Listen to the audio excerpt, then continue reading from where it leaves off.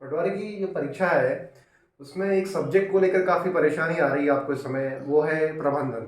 ठीक है।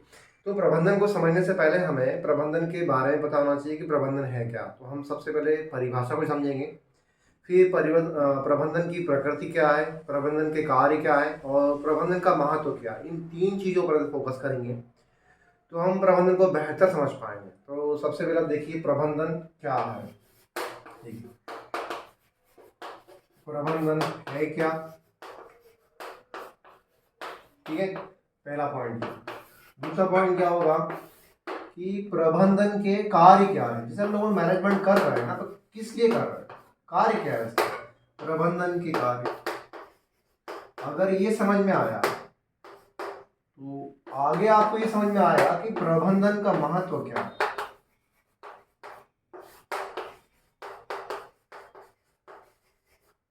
इन तीन चीजों पर फोकस करना है। प्रबंधन क्या है, प्रबंधन के कार्य और प्रबंधन का महत्व। अगर ये हमें समझ में आता है तो ही हम आगे ये टॉपिक्स हैं वो समझ पाएंगे, क्योंकि आगे हमें ये पढ़ना है कि प्रबंधन का जो विकास है वो कैसे हुआ है, इसमें कौन कौन से थिंकर्स आए जिनका नाम विशेषकर हेनरी फ्योल है।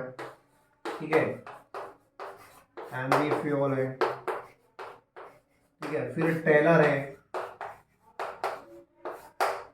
ठीक है, हेनरी फ्योल और टेलर जो है ये काफ़ी ऐसे क्लासिकल थिंकर्स हैं जिन्होंने प्रबंधन के बारे में कुछ महत्वपूर्ण जो सिद्धांत दिए, जो प्रिंसिपल्स दिए हैं, उनको आपको पढ़ना जरूरी है। क्योंकि पटवारी एग्जाम हो या कोई सी भी एग्जाम हो, अगर आप हेनरी फ्योल और टेलर नहीं पढ़ा तो मान लीजिए कि प्रबंधन या लोक प्रशासन में कुछ पढ़ा नहीं। क्योंकि इनके थिंकर्स, इनकी जो सिद्धांत है बहुत ही महत्वपूर्ण है।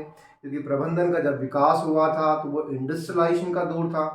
उस दौर में जब मशीनों की आवश्यकता बढ़ गई, मजदूरों का प्रबंधन करना आवश्यक हो गया और मार्केटिंग की, मतलब कहें कि नए बाजार की तलाश करना महत्वपूर्ण हो गया, तब जाकर इस नए कंसेप्ट की खोज हुई कि प्रबंधन को कहीं ना कहीं डॉक्यूमेंटेड किया जाए, प्रबंधन के बारे में कुछ लिखा जाए। तो प्रबंधन के बारे में जब ये शुरुआती दौर था तो ये जो दो थिंकर थे वो सामने आए, हेनरी फ्योल और टेलर।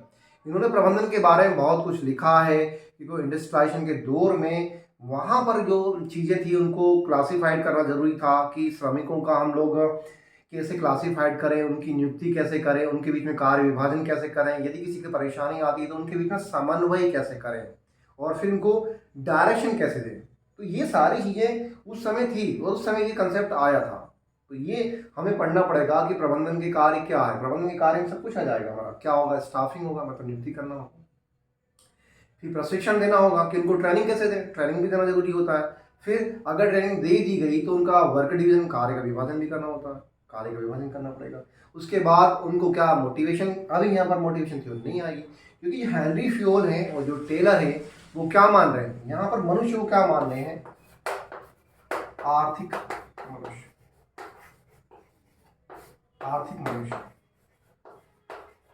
ठीक है, तो ये मैं आपको क्या कर रहा हूँ, मोटा मोटा ओवरव्यू दे रहा हूँ कि हमें जब भी प्रबंधन पढ़ना होगा तो इन चीज़ों को लेकर आगे बढ़ना होगा, तभी हम कुछ समझ पाएंगे। अदरवाइज जो सब्जेक्ट्स है ना, ये सब्जेक्ट नॉलेज मांगता है और ऐसे जनरली समझ में नहीं आता, आपको ये स्टडी जरूर करना होगी। तो मैं अभी अगली क्लास में आपको ये सारी चीज़ें बताऊंगा, 1 to 1 बताऊंगा। प्रबंधन क्या है, प्रबंधन के कार्य क्या है, प्रबंधन का महत्व क्या है, हेनरी फ्योल ने, टेलर ने, यहाँ तक कि हर्ज़बर्ग और मॉस्लो ने अपनी थ्योरी क्या दी हुई है। क्योंकि बाद में एल्टन मेयो भी आएंगे जो मानव संबंध को लाते हैं। जो मानव संबंध आया है एल्टन मेयो का, उसने इनकी जो क्लासिकल थ्योरी है उससे कहीं ना कहीं कॉन्फ्लिक्ट हुआ है।